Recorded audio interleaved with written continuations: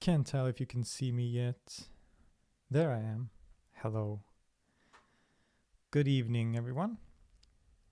I'm waiting for some people to arrive. Thought I'd do a bit of a live stream because it's been a while since last time. Have a little chat with you guys. Have some tea. I have some tea here. Just hang out for a few minutes.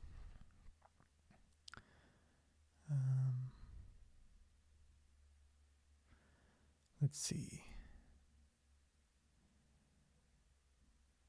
Hello. So now people are starting to arrive. Hello, everyone. Hope everyone is doing well. Hej Bilal. Malmö. Jag har faktiskt aldrig varit i Malmö. Konstigt nog. Jag har varit i Göteborg. Jo, jag visste varit i Malmö. Jag åkte förbi Malmö en gång. Med bilen på vägen till Gotland. Någon gång ska jag komma dit. Denmark. I've been to Denmark once. But it's been a while too. Yeah, so teas. Yes, I'm drinking some tea here. I'm making some so loose leaf tea. This is a Chinese. It's called a Kimun tea, which is a black tea variety from China. If any of you are tea nerds out there, it's a Mao Feng variety of Kimun tea, which is very nice. So I'm gonna let me just make some tea. And I can start answering your questions also.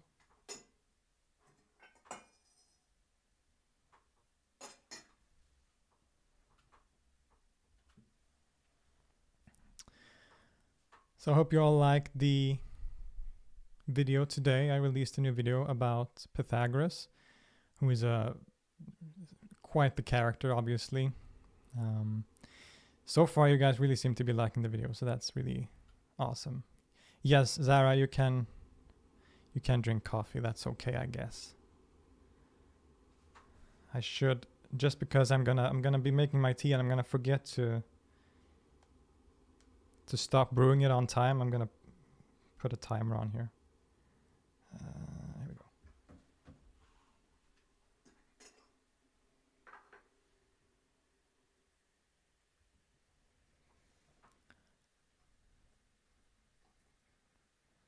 Someone's asking about the music equipment in the background.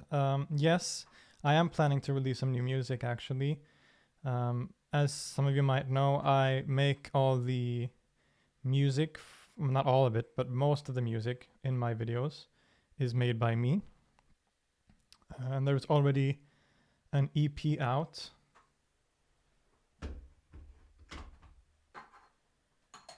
On Spotify and all these places called Desert Wanderings, which is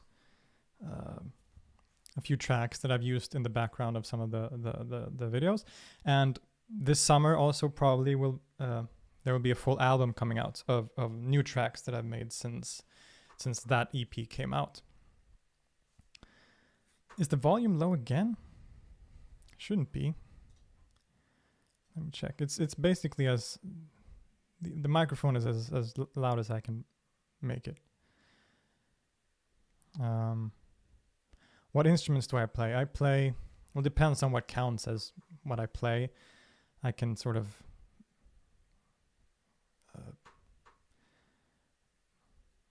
I'm okay at various different instruments, but I'm not great at many of them. So I play guitar. That's like my main instrument, I guess. And also the oud, which is the Arabic, or, well, the Middle Eastern lute, which originally comes from older lutes, of course. They say it comes from Persia originally, an instrument called barbat. Anyway, I play that. I play duduk, which is an Armenian or Anatolian double-reeded wind instrument.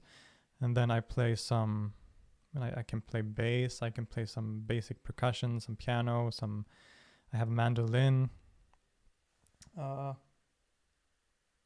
Saz, or balama, I play a little bit. I'm not very good at it.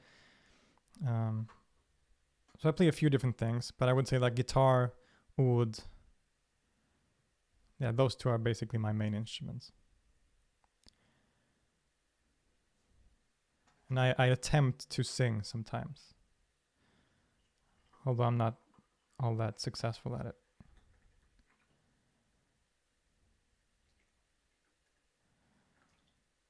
So here's the tea, it's done. This is, like I said, it's a black tea. It's got a nice sort of light brown color. I'm gonna wait until it cools off a bit. So, speaking of which, the video that came out today on Pythagoras has some new music in it that I made specifically for that video. So if you hear in the background in the video, there's some new tracks in which I try to evoke sort of the ancient Mediterranean, basically. It's similar to a lot of the stuff that I do usually, but it's also a bit more in that vein. I was inspired because recently I played a video game called The Forgotten City, which came out last year, and I really enjoyed that. And I think the music was, you know, it wasn't anything fancy, but the music was really cool, and so I was inspired by that kind of stuff for the video. And the intro to the video, which is going to become the sort of official intro to the series about philosophy and religion in the Hellenic world, I made that music as well, and that is based on the so-called Seikilos epitaph, right, which is, at least according to some, the oldest surviving piece of music, or at least the oldest surviving full song that has survived from antiquity. And so I took the basic melody from that and I made that intro. I think that turned out pretty cool.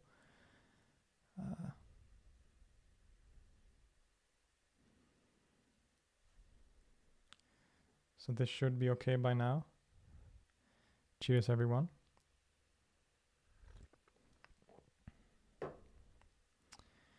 So go ahead and ask me some questions. I'll do my best to answer them. Can you play bossa nova? No, not really, but I would like to learn at some point.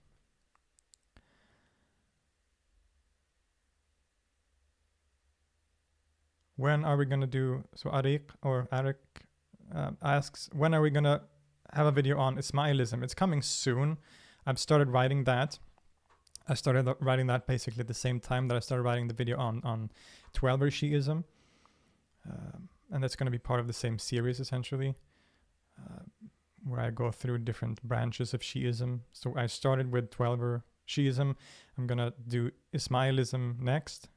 And then probably I'm going to tackle the Zaydis as well eventually. I don't know much about the Zaydis, relatively.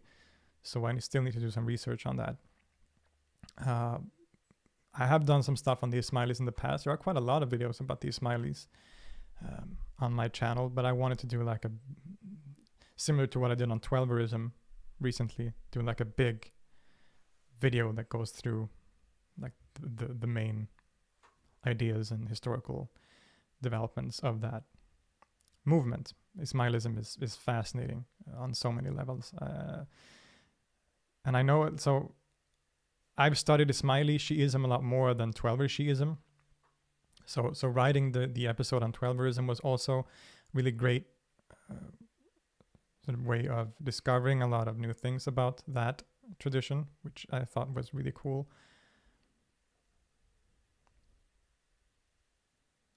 Do I enjoy beans? No, of course not. They are destructive after all, whatever that means.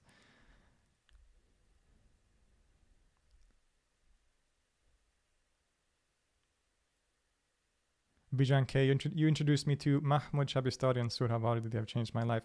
Well, I'm glad you like them as much as me, I think, especially Shabistari. The Gulshani Raz, the Rose Garden of Secrets, which is a work of Sufi poetry that he wrote, is just one of the most wonderful things that has ever been composed in that whole tradition of Sufism, I think. It takes the basic ideas of the school of Ibn Arabi and just expresses them in such beautiful poetic ways. I wish I knew Persian so I could read it in the original language. I've only read it in translation after all, which in itself is really beautiful. That's what I've experienced, but I can only imagine what it's like in Persian.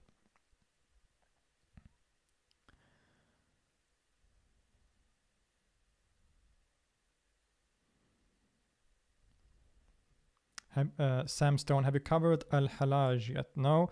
Well, I have talked about Hallaj on a number of occasions. He tends to pop up when one talks about Sufism.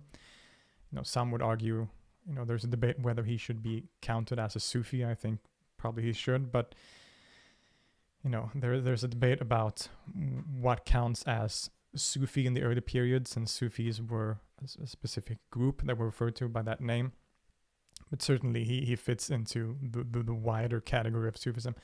So he pops up in that discussion, but I haven't made a video on Hallaj, and I probably will at some point because he's one of the central figures in the history of Sufism.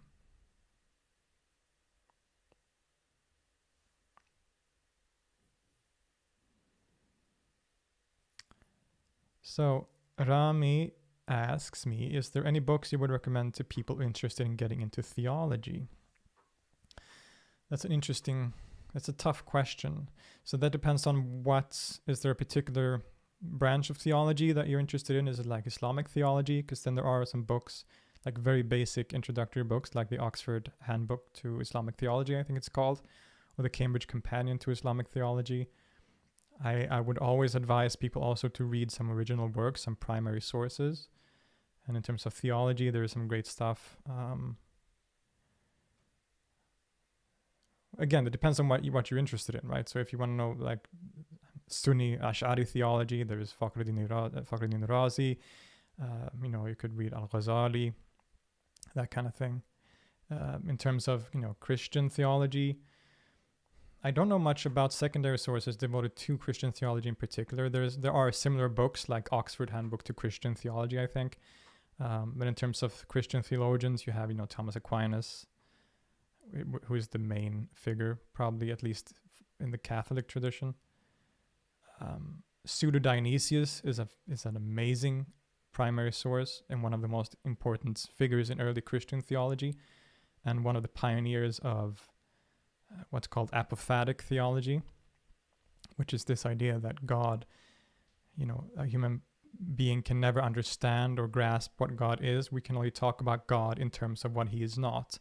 This is something that many later thinkers would adopt, like, Maimonides, for example, who I made a video collaboration on recently. He's also heavily apophatic in that we can't say that God is powerful, or we can't say that God has knowledge, because that's, comparing him to creatures. We can only say that he is not ignorant, right? We can't say that he is powerful, because again, that's like a creaturely quality. We can only say that he's not weak.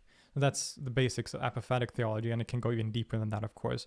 And Pseudo-Dionysius is an amazing early figure in that movement, and a Christian theologian. His main work is called The Mystical Theology. And I think there's a translation of that work in the Classics of Western Spirituality series. Basically, all books in that series are worth having. They're all really, really good. So this is a series of translations of classical texts in the Western, however we define that, Western religious and spiritual tradition, which includes, Christianity, Judaism, Islam, and Sufism, like Native American religions, and so on. It's a really cool series.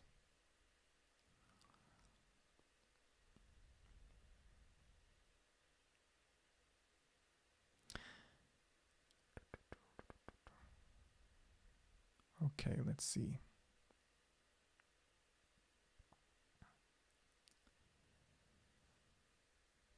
Gonna have another sip of my tea here.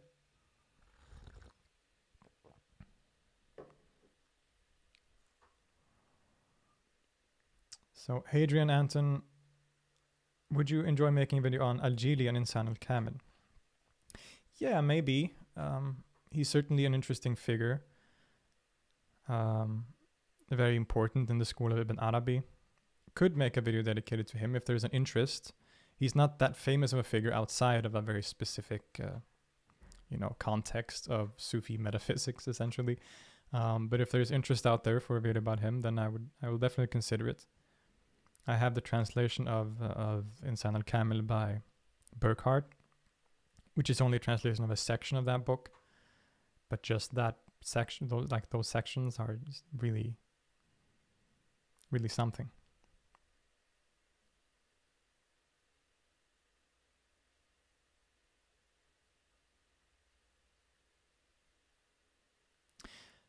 Pantry Warriors, I'm Shia. I watched your show video and it was pretty good. A lot more to explore and a lot more key details are missing. Of course, you make a video about something like 12er Shiism. How long was it? Like 45 minutes. May seem like a long video, but when you're talking about something that massively, deep and complex, 45 minutes is nothing. Like there's so much I could have included and a lot of stuff that I took out for various reasons. So when you're making a video like that, you really have to narrow it down to the basics and then maybe a bit of a tangent here and there. But yeah, there is a lot more that one could explore in that tradition, and I probably will, in future videos. But for that, major video, I had to make some tough cuts.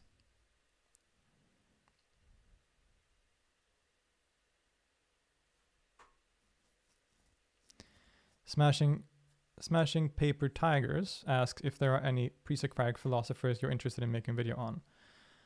Yeah, I would love to do one, like you say, like Parmenides is really interesting. So there's a sort of a bit of a dilemma in my mind over what fits on the channel. So I have this other channel which goes under my name called Filip Holm, in which I post videos that I don't feel like they fit on here. So videos, I just made one on Ziriab, the famous Andalusian musician, because that was not connected to religion in any direct way. So I choose to put that on the other channel. And when it comes to philosophy, of course, philosophy and religion and philosophy and theology, like the lines between those are incredibly blurry and unclear. So there are a lot of ways in which, I could talk about these philosophers like Pythagoras. There are clear parallels to, religious, mystery religions, mystery cults in that. So that was an easy choice. When it comes to something like Parmenides, someone argued that that's just philosophy, that's not religion. And of course, like I said, that line is incredibly unclear. But, after all, I think the conclusion I came to was that, it's my channel, I can do whatever I want. So if I want to talk about a philosopher, I'll just talk about a philosopher. But so Parmenides is one of those pre-Socratic philosophers that I would be interested in talking about. That's also the one that I know the most about. And of course, the paradoxes of his student, whose name, weirdly enough, is escaping me. Zeno, right? Anyway, so I want to do more stuff on Greek religion and philosophy generally, which is why I started this sort of series with this video on Pythagoras. I'm going to do a video about mystical experience in ancient Greece generally. I want to do videos on, Plotinus and Neoplatonism. Maybe the Stoics, who have really interesting ideas about, the divine and religion. There's a lot of stuff to explore there. Yes, Zeno, that's right. Yeah, I was correct.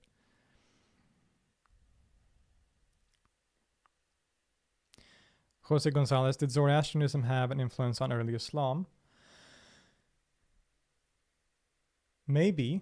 I mean, Zoroastrianism clearly had an influence on all the Abrahamic religions in some way. It seems that Zoroastrian ideas, crept into Judaism in the sort of around the turn of the first millennium there, a bit earlier perhaps, and then that made its way into Christianity, and then of course into Islam. I'm not sure that Zoroastrianism had a direct influence on Islam, in the period of the emergence of Islam as a religion after the Prophet Muhammad and so on. It's possible. I've seen some theories about that, and that's interesting, but I don't know. It's hard to say.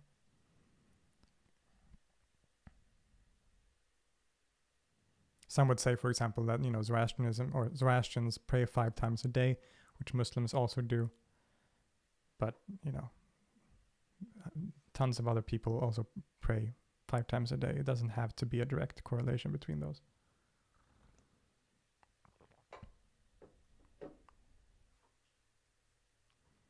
Tobias, any plans on covering ancient Mesopotamian religion? I have an aspiration to do that. Not any clear plans yet, but because in terms compared to other topics that I talk about, I don't know as much about that stuff as I should in order to feel comfortable making those videos that I will feel like I know what I'm talking about. But eventually I'll want to do that, yes. Next week, actually, I'm doing, not next week, but the next major video. Next week is probably going to be a video about Walpurgis's, I don't know how you say it. It's called Valborgsmässoafton in Swedish. It's a holiday common in the sort of northern European region that takes place next weekend. I'm going to do something on that. Then the weekend after probably is going to be a video about ancient Egypt, which is going to explore the concept of one God. So the concept of a single universal God in ancient Egypt. Because usually we talk about Egypt as a polytheistic religion, which is true and definitely, and my video is nowhere going to question that basic idea, but also explore the development of a theology of a single divine principle of which the other gods are manifestations and so on. Like, that's the kind of thing we find in a lot of polytheistic religions. In India, you have all the different gods, the deities, and then you have the Brahman, which is the divine principle underlying everything. Then you have, in Aztec religion, in the Americas, you have also, again, a bunch of different deities, but you have this idea of the Teot, which is this pantheistic, monistic idea of a single divine principle at the core of reality. In Greece, there's the idea of Ho Theos, the god, often identified with Zeus, who stands above the other gods. So polytheism is a lot more complex and not as different from monotheism, depending on how we define those terms, of course, as many people tend to assume sometimes. And so in that video, I'm going to explore, can we find evidence of that kind of idea of a one God in Egypt, in ancient Egypt? That should be really interesting. Zevi's here. Hopefully, God willing, one day we can have some tea together in person.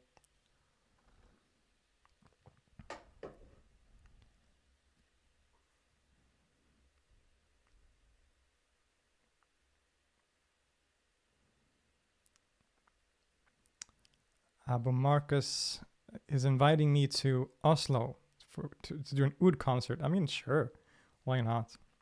It's been a while since I played a gig or a concert, basically since before COVID happened. So I'm a bit rusty, I think, when it comes to playing live. So it'd be nice to get out there again and do some of that stuff.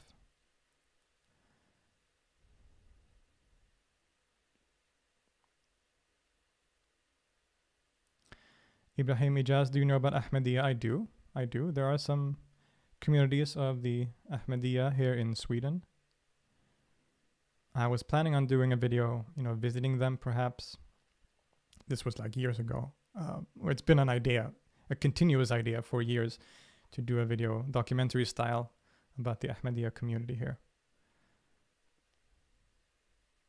So, it could happen.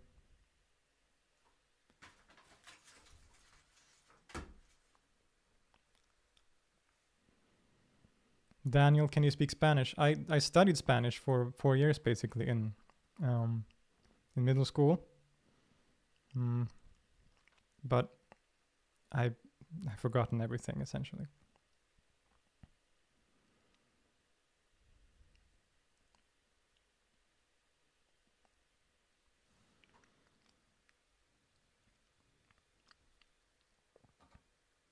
There's a lot of good questions.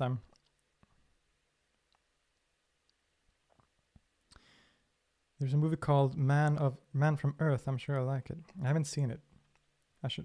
I'll write that one down. Man from Earth. What's it about?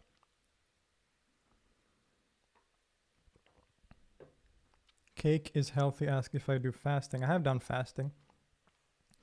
I've tried fasting on various occasions. I think it's it definitely has its effects on you. I'll put it that way. I've noticed some very significant,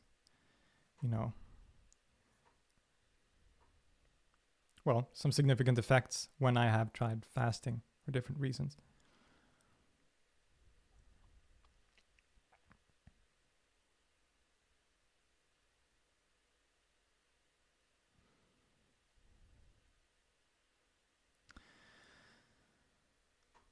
Sanhika, what's your favorite religion? Not based on personal belief, but on its coolness. Okay. No, I can't answer that question. I don't know. I think all of them are cool. And if I did answer that question, that would be controversial. Not that I have a controversial answer, but just to have an answer in general is and I don't really. I don't. I think there is a lot to be had, a lot of inspiration to be drawn from many different religions. I think they're all really cool in different ways.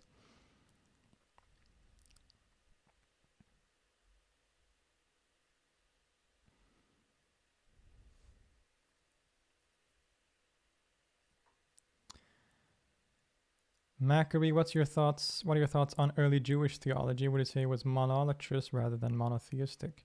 I tend to be, I don't know. I'm not a scholar or historian of, ancient pre-exile Jerusalem or Israel.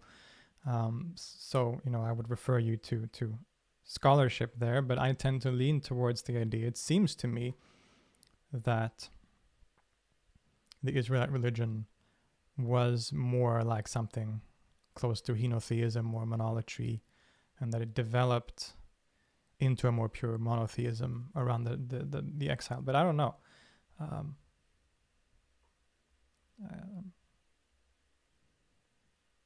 There are different perspectives on that. The Bible itself, of course, talks about the fact that the Israelites had abandoned monotheistic practice and started worshiping other gods. There's this constant, all the prophets telling people that they had given up on their true monotheistic ways. So who's to say that that's not also an accurate account of what happened? I don't know.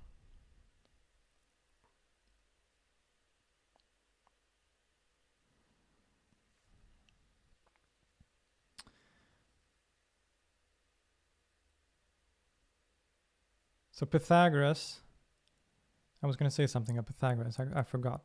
But I should say that making this video about Pythagoras was really inspiring and really fun. I had a lot of fun making that, both the video itself, writing it. I just think he's such a fascinating guy. Such a...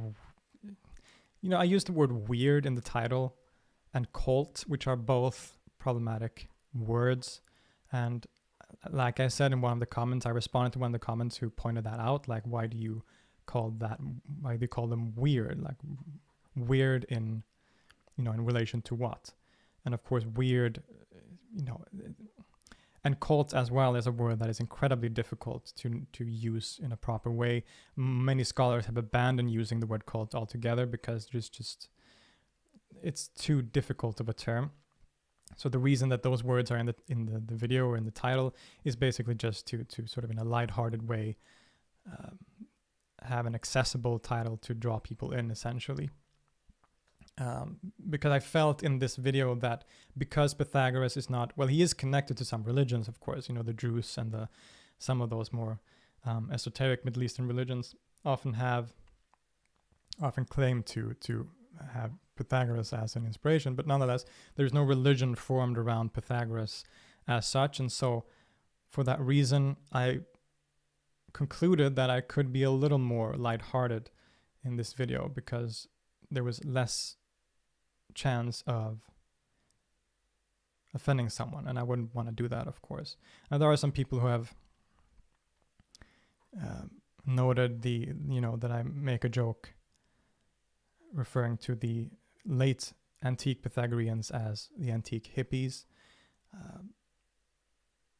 just after pointing out the fact that they they smell bad. And I don't mean to say that hippies smell bad, of course. That's not, I was just making a sort of silly remark.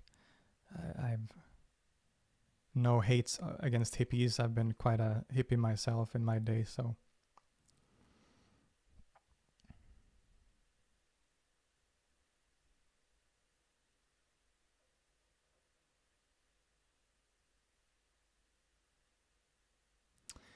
Afan Sheikh, have you played Assassin's Creed? I have, and I think especially the last few ones, especially since Assassin's Creed Origins, which took place in ancient Egypt, the way that they have. So I basically stopped playing those games for the game itself. I'm basically playing those games because they have recreated the ancient world in just such an amazing way. The way they recreated parts of ancient Egypt in that game, and then the following game was ancient Greece. It's just incredible, the amount of detail and work they put into that stuff. It's fascinating, and it's being used. They have that function in the game, that discovery. I forget what it's called, but basically, like, it's basically an education tool where you like walk around in Athens, and then a voiceover tells you historical facts. And that was almost my favorite part of that game. I think there's really there's a future in that, in terms of education, that we can recreate worlds that we are talking about and have people sort of live in them and explore them while being taught about those historical locations. I'm really excited about what that could, where that could lead in the future. Yes, Discovery Tour, that's what it's called.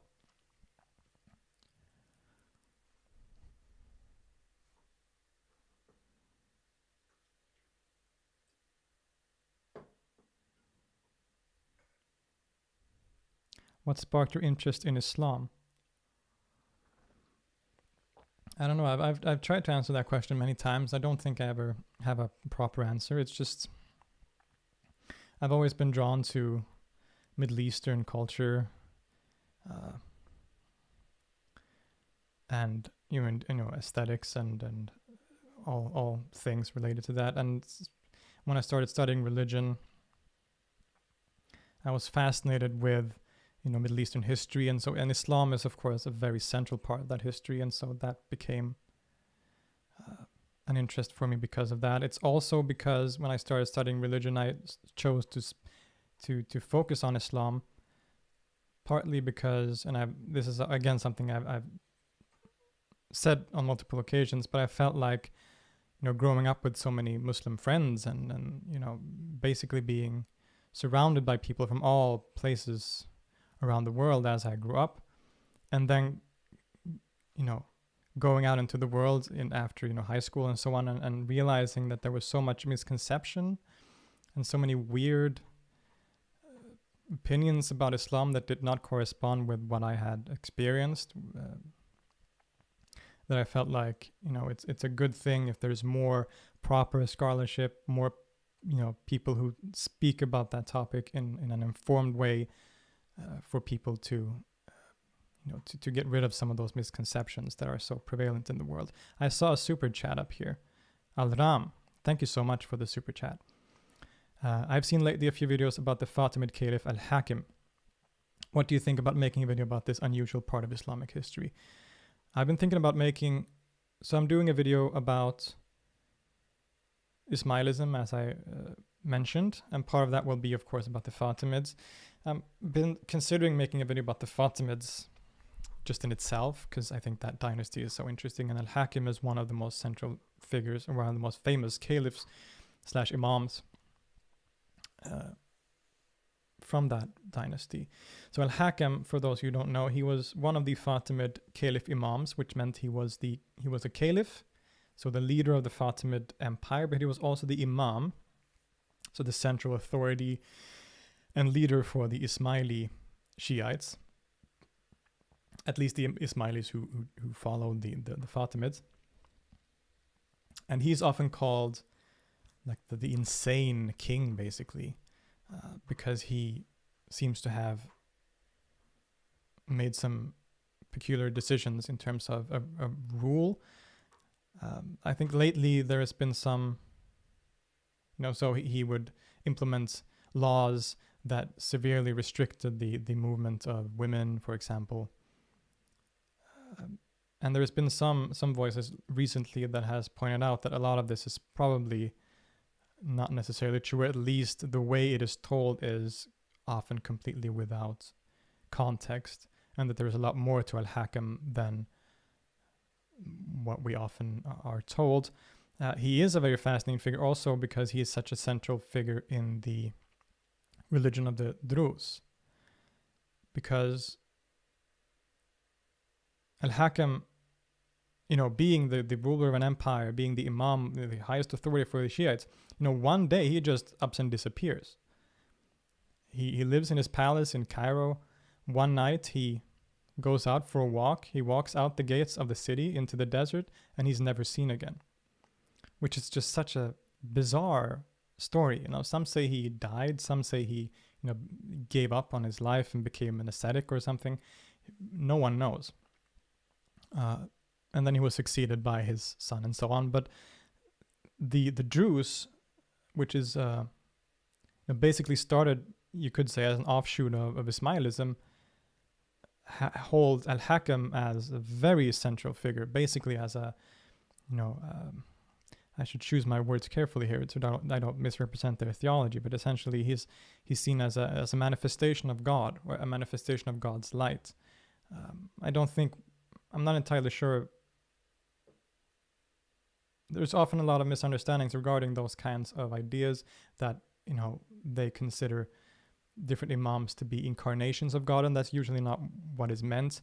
Manifestation is more seen as a kind of reflection of the light of God and so on. Anyway, so Al-Hakam becomes the central figure and central point for the Jewish religion in many ways. And he's also, aside from that, he's just interesting in himself.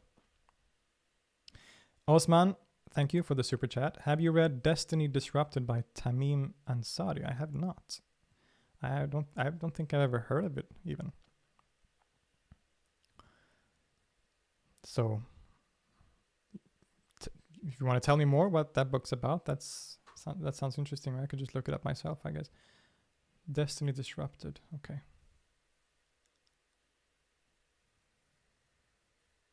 So I know there's a lot of questions, a lot of comments here. I don't have time to get to all of them. So I'm sorry that I'm skipping a lot of you guys.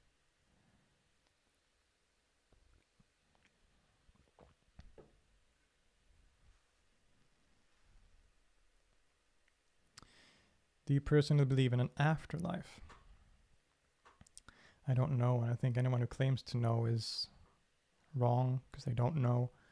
But do I believe in it? I don't.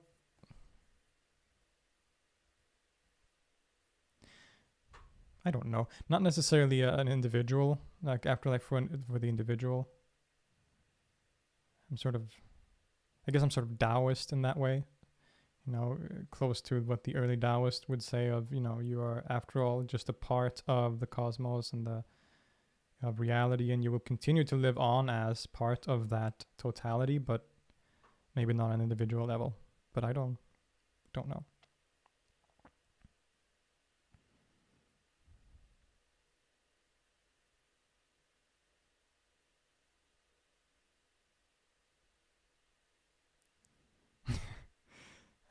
Elke, what's your favorite kind of triangle?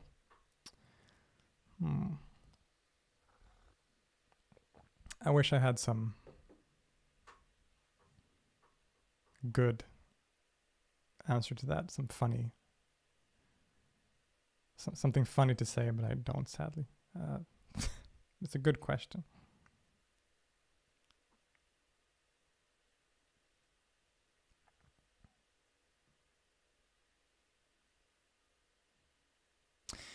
Oh, cool. Alram, you're drinking tea. So coffee versus tea seeker researchers. So tea wins every time. Every time. Tea, it has compounds that make you alert, but also that calms you down. So it calms you, but it keeps you alert. Coffee just makes you crazy. Coffee just, It's making me hyperventilate and vibrate.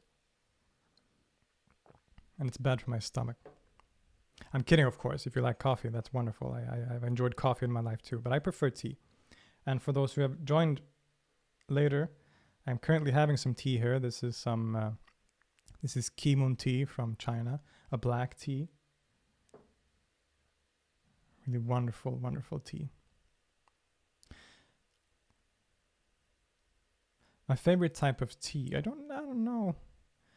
I like a good oolong tea. Like this one I'm drinking right now, which is a black one. This is one of my favorites.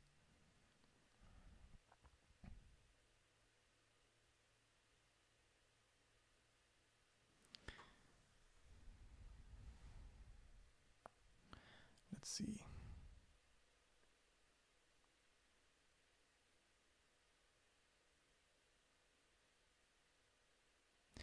Vincent asks, "Have you had Greek mountain tea?" Yes, I have some herbal tea from Greece.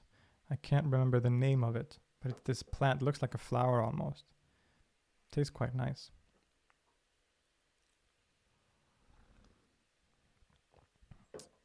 Alvin Naqshbandi asks if I've ever been to the Middle East. So that's the crazy thing, right? I talk about all these things. I've studied these so much. I don't think you can count that I've ever been to the Middle East. Like I've been to Turkey. I've been to, I've done field work when I studied, Sufism. I've done field work in the Gambia and in Senegal, in West Africa. And I've been to the airport in Morocco, and that's not the Middle East either. That's North Africa. So, no, I don't think I have been to the Middle East, but I plan on going. I was going to go this last winter, but pandemic stuff came in the way. Got in the way. This pesky plague that's been going around.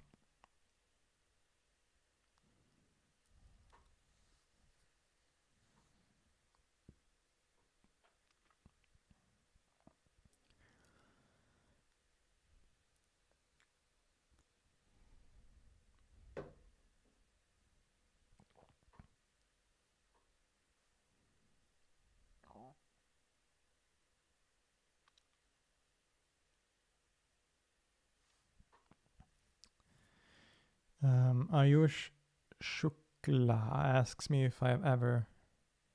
No. Yes, if I've been to India. No, I have not been to India. I have not been to India.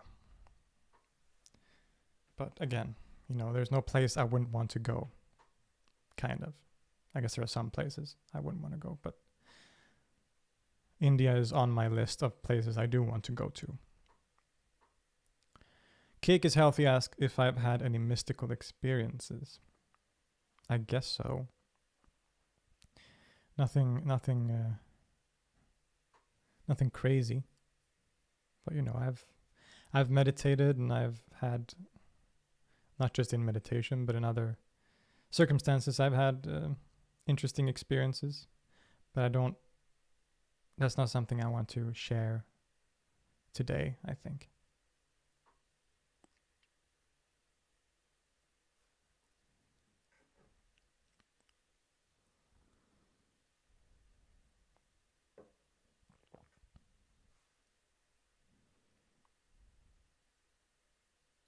Daniel Mihai, hi Filip, can you please explain why God is one, but still referred to as him, he? Why the masculine annotation? I think there could be many different answers to this. One common answer, so for example, in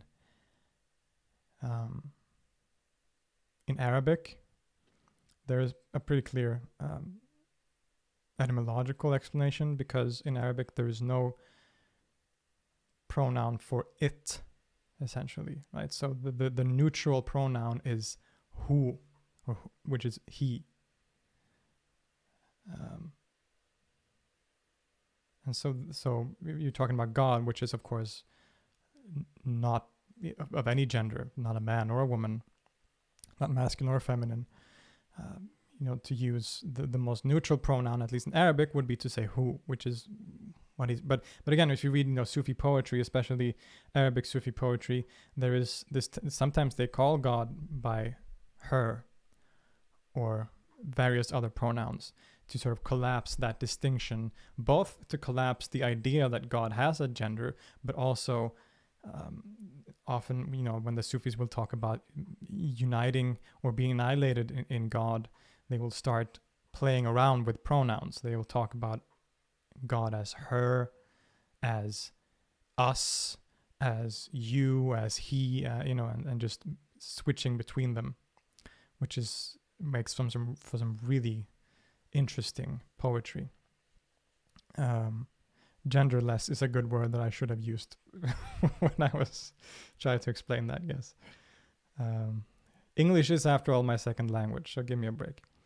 And I think another reason could be, in other languages or whatever, masculinity, or, man has often played the role of a kind of, authority. Has been, men has been associated with authority for a lot of history.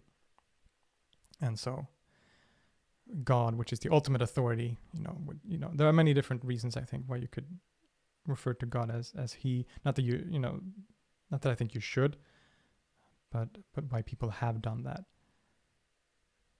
But usually, of course, the concept of God is genderless.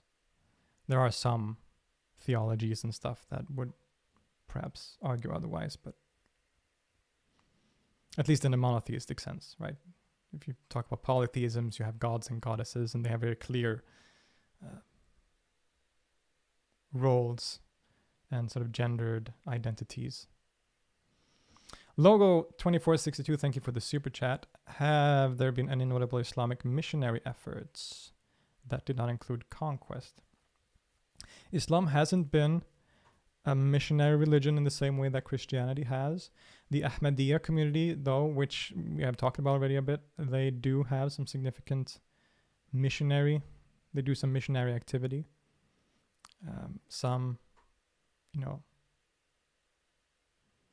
It does happen. There's this concept of dawah in Islam, which is basically missionary activity.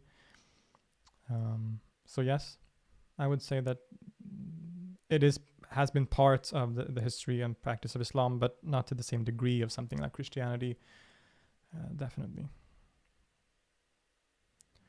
We have another chat here somewhere. Super chat. Osman again, thank you so much. Destiny Disrupted examines world history through the perspective and the evolution of the Muslim community. Sounds interesting. Always good to have, view history from, the perspective of someone else than a European perspective, which is what usually happens. There's a great book by someone. I'm terrible at this because I forget people's names. There's a book which explores the Crusades, but from the perspective of the Muslims, essentially, or the people living in the Middle East, which is, surprisingly enough, isn't explored that much, that other perspective. And what happens is that we realize that the perspectives that Europeans had on the Middle Easterners were exactly the same as the Middle Easterners had on the Christian Europeans, that they were barbarians and dangerous barbarians who came to invade. It really puts things into perspective when you read it from both perspectives like that. If someone knows the name of that book, I think it's called Crusades from the Muslim perspective or something.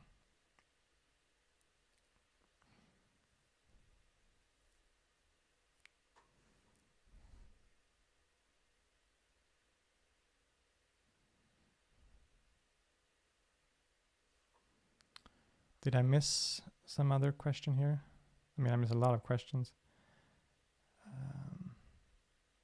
Also, good point. Vincent the West, weren't there Sufi preachers that went to Africa? So yeah, Sufism and Sufi, sheikhs have been incredibly central to spreading Islam, as the question asked in ways other than conquest, which of course Islam was rarely spread as a religion, arguably through conquest, because forced conversion has rarely been a thing, even though it has happened, of course, because the Quran seems to clearly argue against forcing people to convert.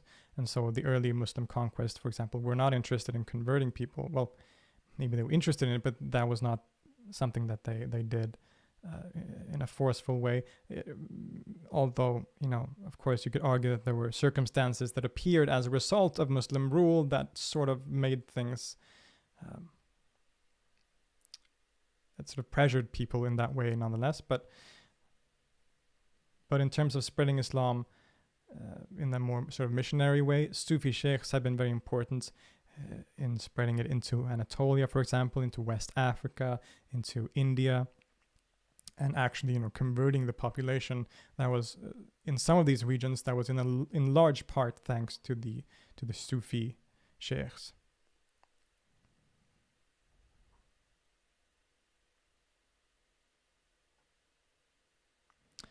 Thank you to Abu Marcus, very generous super chat. Good, Filip. Can I get your contact so we can arrange for your visit to Oslo? I hope you say it. There is, if you want to contact me, I have an email address on my about page on the YouTube channel. You can just send me an email if you want to keep talking. And Gurdjieff and his teaching is something I'll want to explore. So eventually I'm going to get to the 20th century. I'm not doing videos in a chronological order, but sometimes I do want to do things sort of semi-chronologically, so that when I talk about the 20th century, we have a lot of the background to understand what was going on during that century.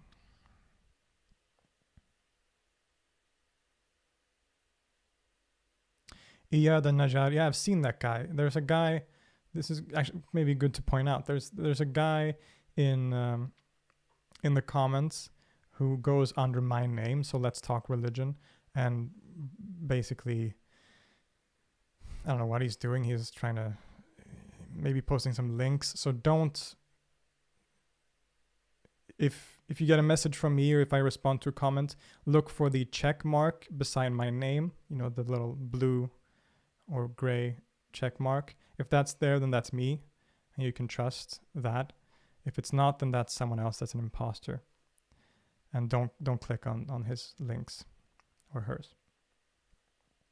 Thank you, Iyad, for pointing that out.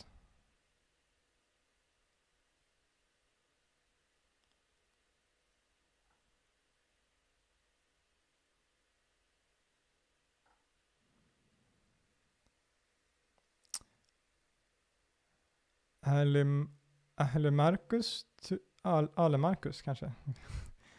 I'm starting to pronounce everything in Arabic because I'm reading so much Arabic nowadays. Trudesson, keep making great and interesting videos. Thank you for the super chat and for the very kind comment.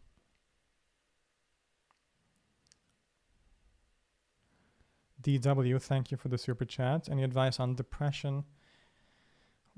Maybe from a religious spiritual view, and is there any religious work that might be insightful for depressed folk?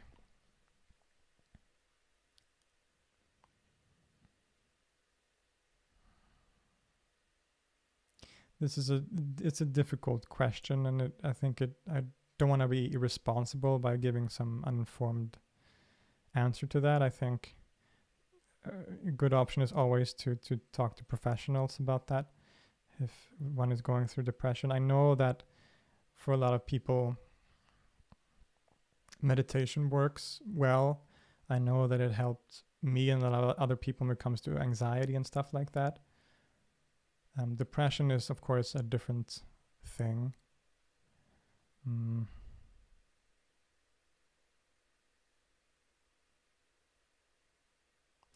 So the one advice I can give, I guess, is that it's not very spiritual, but I think when you become depressed, you have a tendency to avoid things because you're like, I don't feel like doing all the things that I like doing.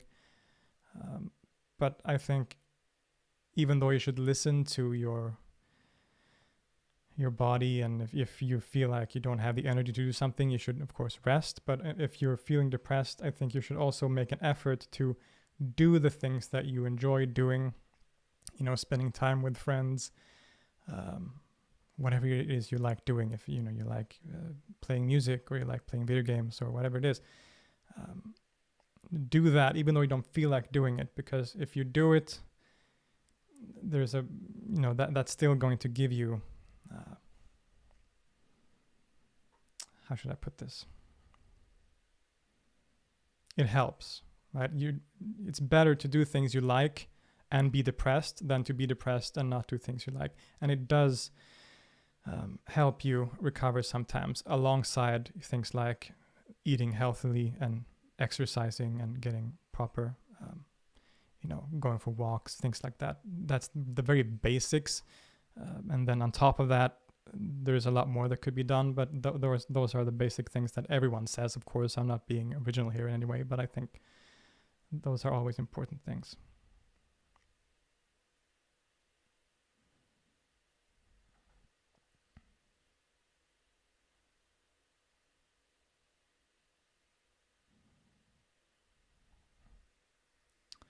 Thank you, Funambulist, for the super chat. Seeker Researcher, do you drink and smoke? I don't. I never drank alcohol, and I never smoked. I think I was telling Zevi and Justin, we were having a chat the other day. I was telling them I never had time to. I was too busy, watching movies. I was a movie buff. I'm still kind of, but especially in my early teens, I was watching a lot of movies. I was making a lot of music, playing a lot of music, and writing, actually, writing screenplays. I would write screenplays for movies and things like that. I think I was just so sort of absorbed in my, people call them hobbies. I don't like the word hobby, but I was absorbed in my interest in things that, my passions, music and stuff like that, that I was never interested in, going out to the parties with my friends. So I never was in a context where I was exposed to that stuff. And then eventually, I never started drinking. And eventually I kind of liked the fact that I didn't drink. Not that I look down on people that drink. I think they're but I just, myself, I like the idea of not drinking alcohol. I like to stay sober.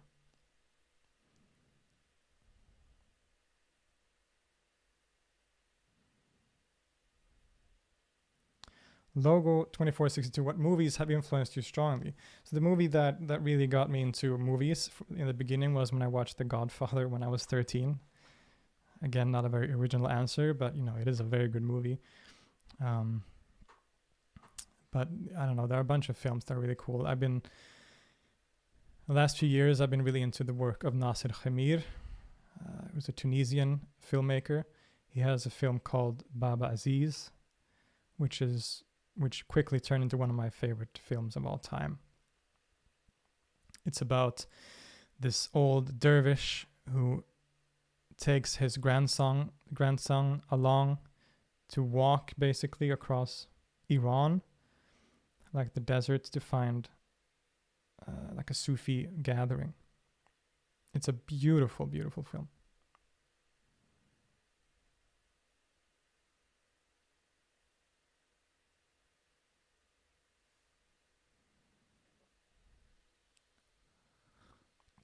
Life of Pi is a great film.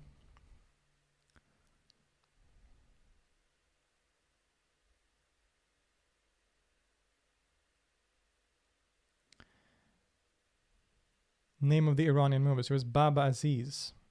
It was made by a Tunisian director, but it's in Persian, and it takes place in Persia. He has other movies also. He has one called Al-Haimouni, The Wanderers of the Desert, I think is the English title, which was his first film in that series. And then he has one called The Ring of the Doves. So the title is based on the work by Ibn Hazm, the Tawq al-Hamama, the ring of the dove, basically. And that movie takes place in like medieval Andalusia. Also very beautiful. That movie is in Arabic, in Fusha. I would recommend all his films.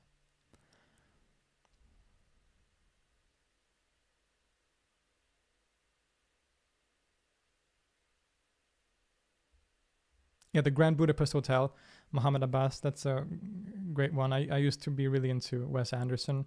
I haven't seen one of his films in a while, but that's the Grand Budapest Hotel is one of the better ones, definitely. He has a really interesting, unique style, which has almost become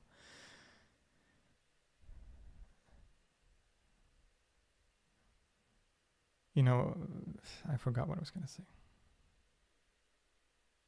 He has such a style of his own that it almost becomes too much nowadays, because it's like, oh, he's just doing his thing again. But I shouldn't be too harsh on Wes Anderson. I really like his work. Henry Favreau asks if I think Buddhism and Advaita Vedanta influenced each other. I would say so, definitely. I think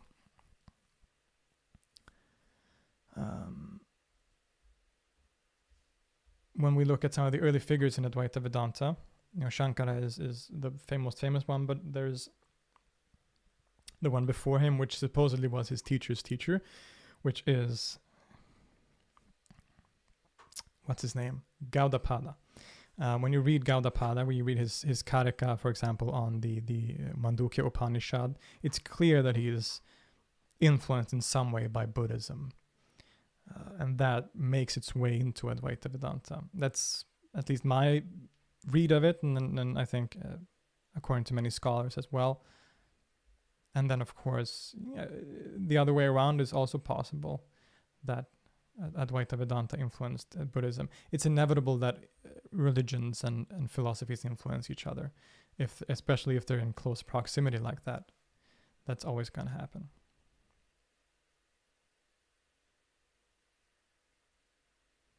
Afan Sheikh, bye-bye. Hope you have a good rest of the day. Thank you all for showing up, by the way. I'm not going to be streaming for that much longer. It's 11 o'clock here, so I need to go to bed. I gotta go to work tomorrow. But I'll keep talking to you for a little while.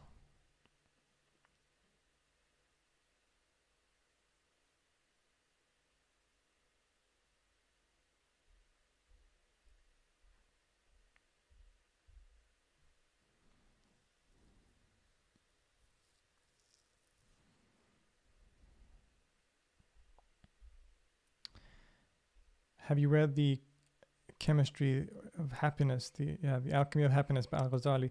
Parts of it. I haven't read the full thing, but I read parts of it. There's a section, that's the one that has the section about fasting, right?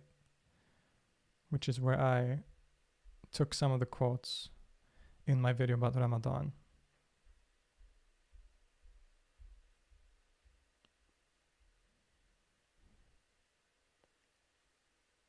Thank you, everyone, for the very kind comments. I'm glad you enjoy the content, and you seem to really enjoy the video that came out today. It seems really, really appreciated, and I appreciate that you appreciate what I do. Like I said, it was a really fun video to make.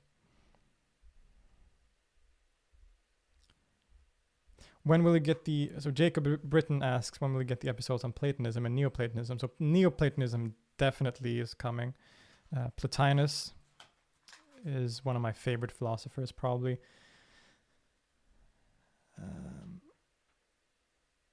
So I'm going to do a video on Plotinus. I don't know when. I have a couple of other things planned now. I'm doing the video on Walpurgis Night next week, and then I have the video on God in ancient Egypt the week after that.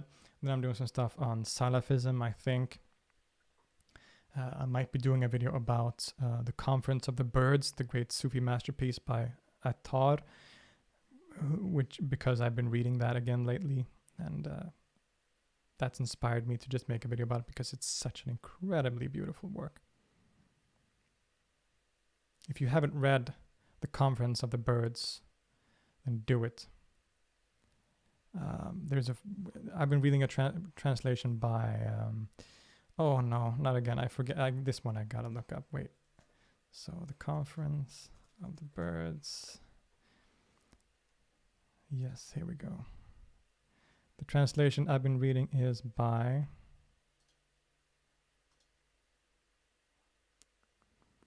no. So it's a poetic translation. The translator in question has attempted to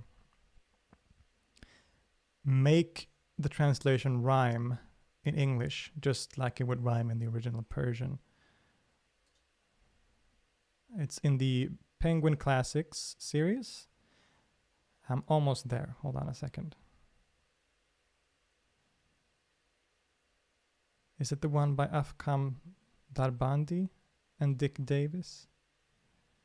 I think so. Yes, Afkam Darbandi and Dick Davis. So it's in the Penguin Classic series. Conference of the Birds. It's a beautiful translation. So the Conference of the Birds, I'm going to spoil it for you. Not the entire thing.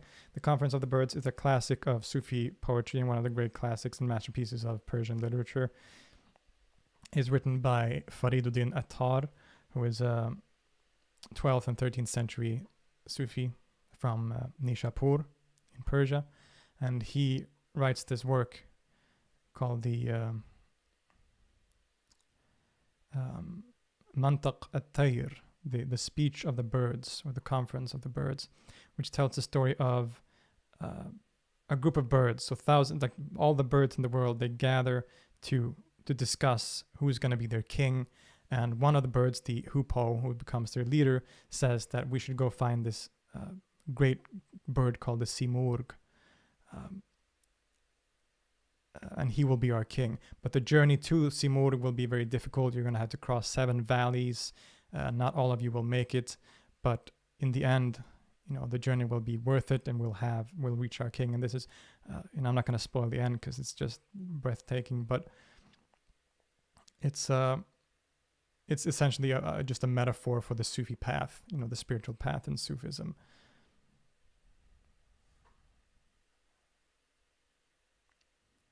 Photon asks if I eat pork. I don't eat pork because I'm mostly a vegetarian. In Swedish, there's a term called flexitarian. I don't think that works in English, but it's I eat vegetarian, a vegetarian diet most of the time. But if I'm visiting someone and they've cooked a dinner with meat, I'll eat the meat. It's the Buddhist principle, essentially, I guess.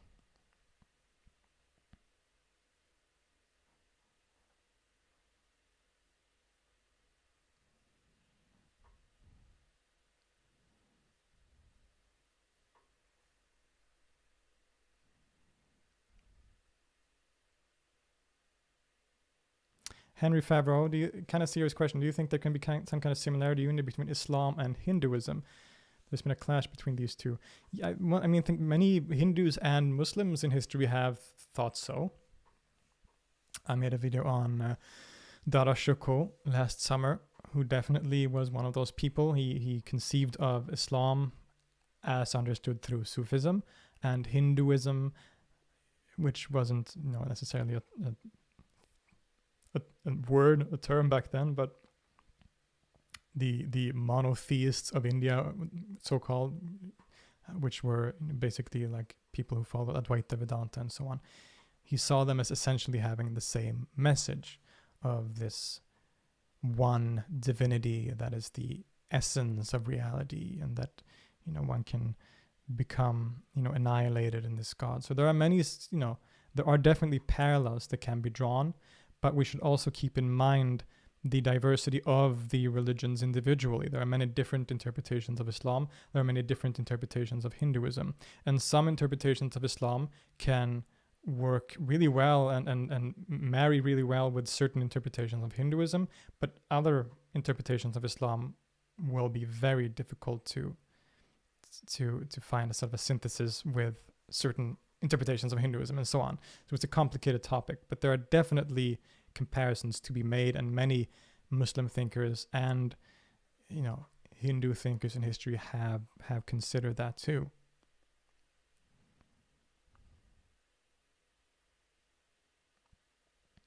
And Ram, what do you think of the idea? Thanks for the super chat, by the way. What do you think of the idea of the Karmatians being communist? I've never heard that before. The Karmatians were the Karmati. They were essentially a branch of Ismaili Shiism, you could say, in the early Muslim community, who sort of started a revolutionary movement. It is said that they stole the black stone in the Kaaba in Mecca, for example. When I've studied that movement, there's been nothing to suggest, I've never studied that and thought, this sounds like communism. So, but if there's any other, scholarship or perspective on that I haven't encountered, that would be really interesting to explore.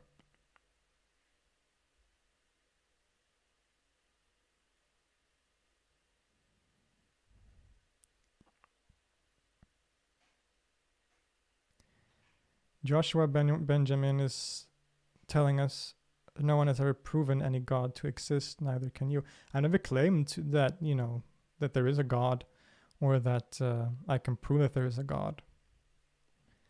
I only talk about what people have said.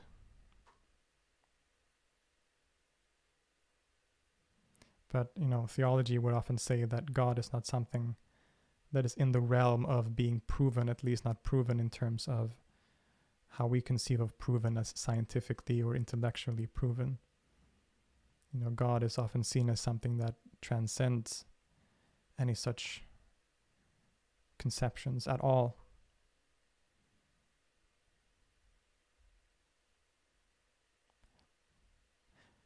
Do I like shawarma? I do, but shawarma usually has meat in it, and so I will abstain. But I guess there are vegetarian variants. So the answer is yes. Shawarma is good.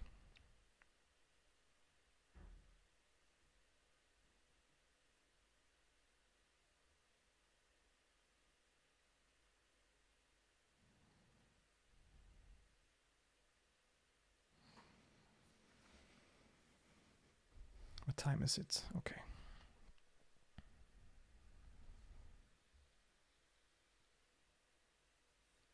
So my tea's, I still have some tea left, but it's basically gone cold. Still good though. It's very cold.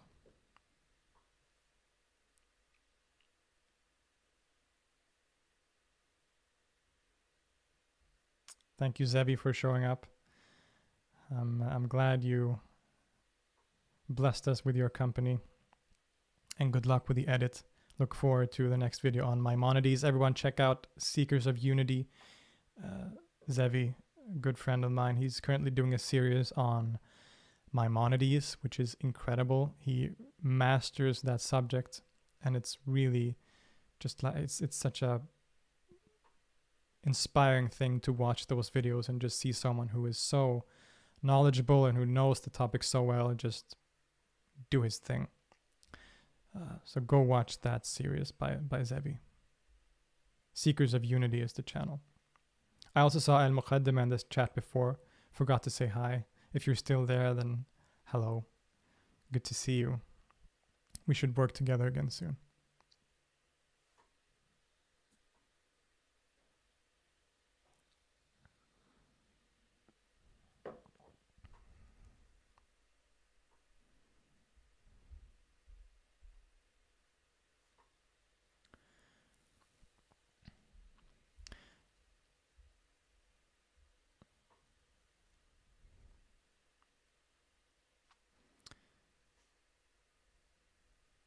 Scanning for questions. That's why there's silence. So there's so many questions that I kind of become blind. I'm blinded by the amount of comments here.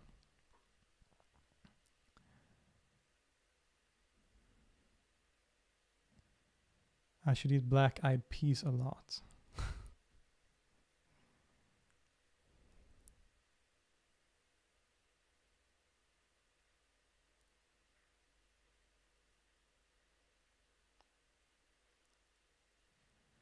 Miles Helms says, I wouldn't watch your channel if you paid me, but you're here. And I haven't paid you. So what are you doing here?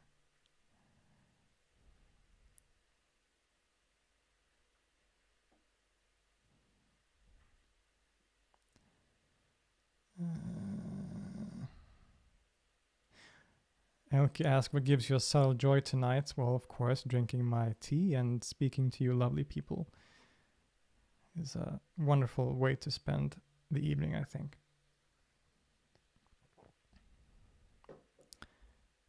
I'm not sure this is very entertaining for you, but I sure enjoy answering your questions.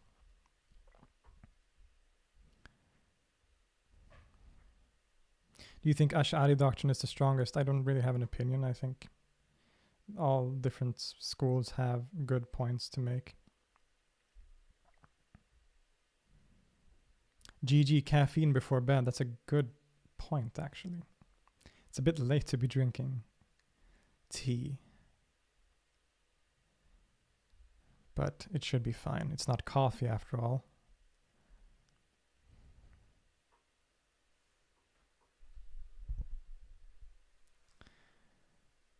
See. I also have some chocolate here. So I'm gonna eat a piece of chocolate.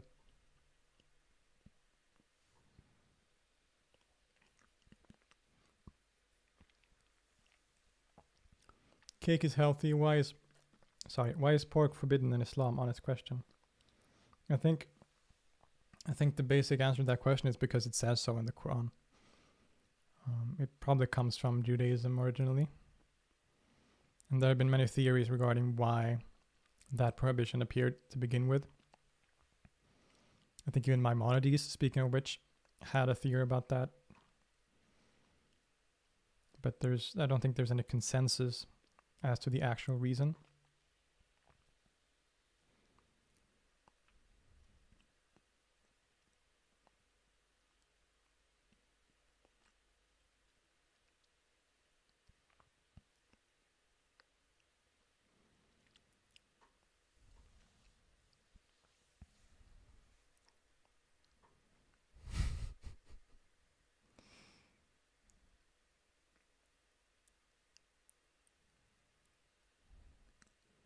Karen B, do all religions instill fear of hell? No, because not all religions have hell. A surprising amount do, though. Like Buddhism has a conception of hell, not, of course, very different from the Christian conception of hell and Muslim conception of hell, but not all religions even have that kind of idea. Even early, Israelite religion, what we call Judaism, didn't have hell or paradise. They had this thing called Sheol.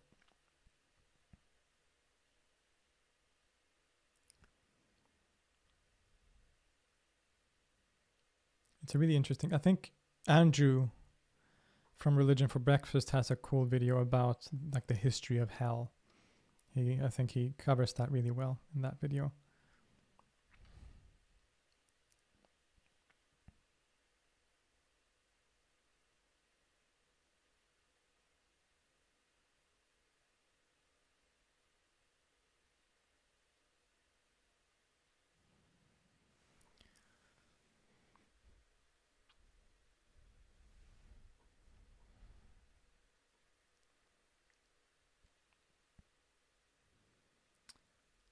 Georgios Polakis asks, who is the most handsome religious figure?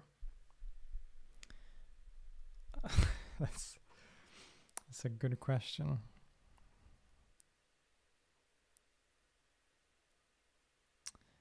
Well, do I count as a religious figure? Other than that, I don't know.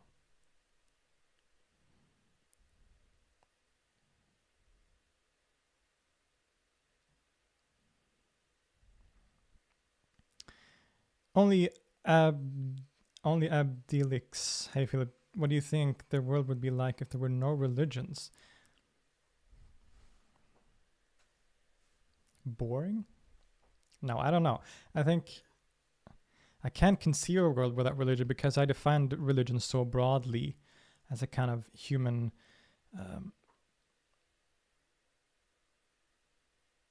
tendency to create meaning through social identity and bonding and using symbols to represent that. So I have a very Durkheimian conception of religion, as you can tell.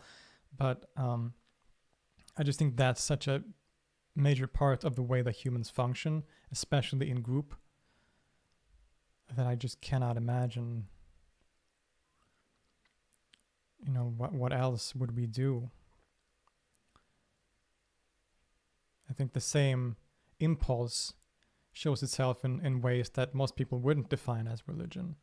So, different ideologies also look very much like religions, and we find new ways of feeding that impulse that don't necessarily have language speaking about gods or things like that. The words change, but I think the same impulse and the same aspect of human nature is being fed in different ways.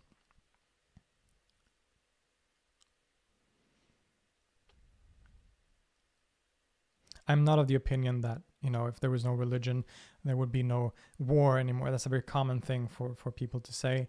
I think not only does that hugely underestimate or sort of misunderstand, I think, what religion even is, but it's also incredibly naive in a way.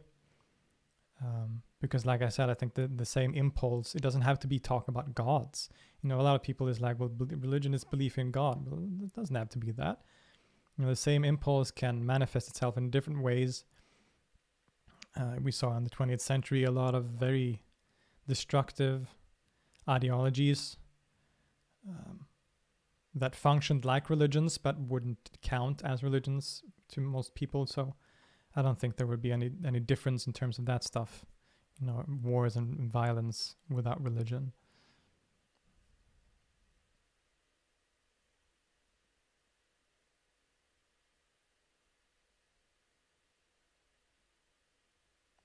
Have you read Jahili poetry? Yeah.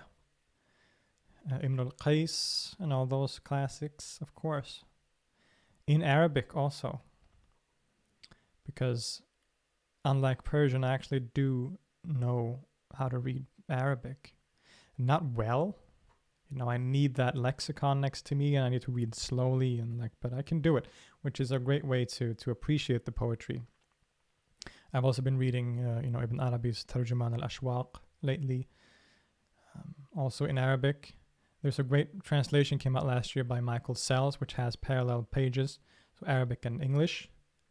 That's perfect for both being able to more quickly interpret and understand, but also appreciate the original language and the meter and the rhyming and all that, the melody.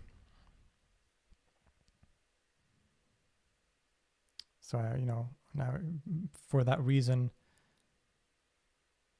I want to learn so many different languages. I want to learn Persian so I can read that poetry. I want to learn Chinese. So Greek would be cool.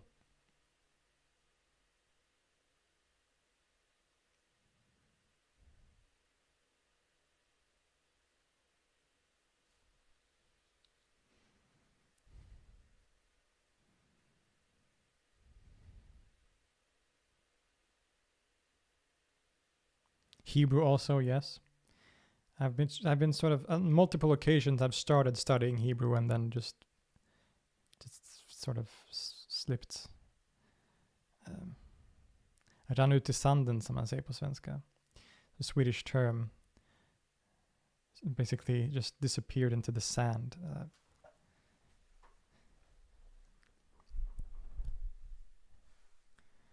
Latin is cool.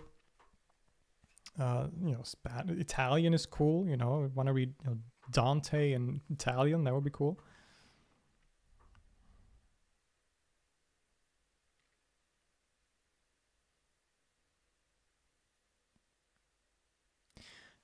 Seeker researcher, what are your views on Unitarian Universalism? It's an interesting movement. For those of you who don't know, Unitarian Universalism is a Christian movement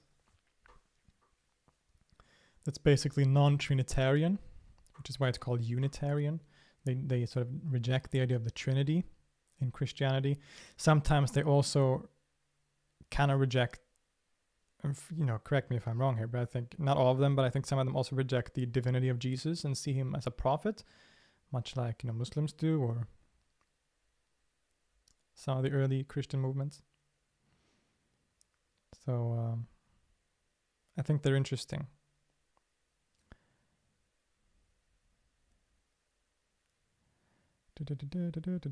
How did you learn Arabic?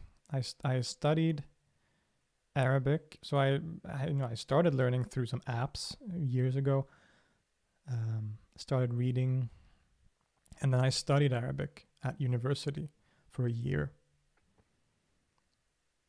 And I want to keep going with that, with those studies, but other stuff came in the way, work and things like that. But I want to keep going with my studies, because my Arabic is you might think my pronunciation is good because I've had a lot of time to practice my pronunciation, but in terms of my vocabulary, that's still at a very basic level, which is why I need that lexicon all the time.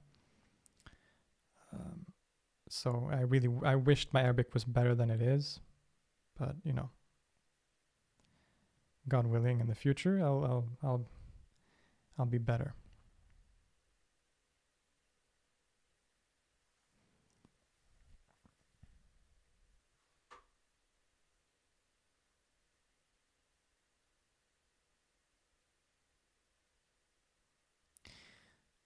As Cow, in your 12 Shiism video, was there any evidence that the 12th Imam Mahdi ever existed? I have read from secular academic historical analysis he never existed. There are some theories that he didn't exist. I can't really speak on that. I know that even some early figures around that time also were skeptical if he was a real person. But I also don't see any major reason to doubt it. Again, I haven't delved deeply into that question in particular, so I can't give an informed answer. But I know that has been a debate.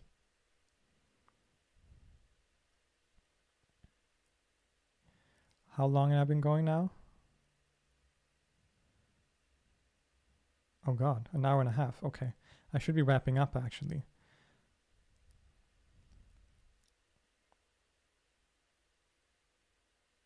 Yeah, I should be wrapping up. I should go to bed soon. Thank you all for showing up. It was lovely speaking to you again, having some tea with you. Great to see so many of you here. Also, some of my veteran subscribers here and some good friends also showed up in the chat. So I really appreciate all of you. I appreciate you coming back, watching my videos, that you support me, that you, for some reason, think it interesting to listen to me just sit here and talk for an hour and a half, which I just do because I enjoy it, and I don't fully grasp why you would enjoy it, but I am humbled by the fact that you seem to do. So thank you. There is a lot of exciting stuff coming soon. I mentioned some of them earlier, and I look forward to doing more streams like this. Maybe in connection to future releases also. Check out the video on Pythagoras that came out today. I think it turned out really cool. It was a very inspiring and fun video to make. And it's just such a fascinating topic. Don't also forget to check out the Let's Talk Religion podcast, which you can find on Spotify and all these different places where you find your podcasts. We're in the process of releasing all of my videos in audio form on that podcast.